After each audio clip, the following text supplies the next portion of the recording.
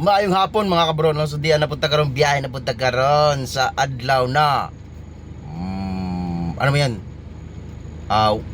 Miyerkules pala no, adlaw na Miyerkules ngayon mga kabro, no? So pitsa 3 ata no ng June mga kabro, no? So biyahe napunta karon alas 7 ato pasokin na alas 8 hanggang alas 5. So muli na punta niya taod. Balik na punta sa alas 8 sa gabi mga kabro. Kutob na punta alas 2 to nga nagita ka koge mga kabro ba.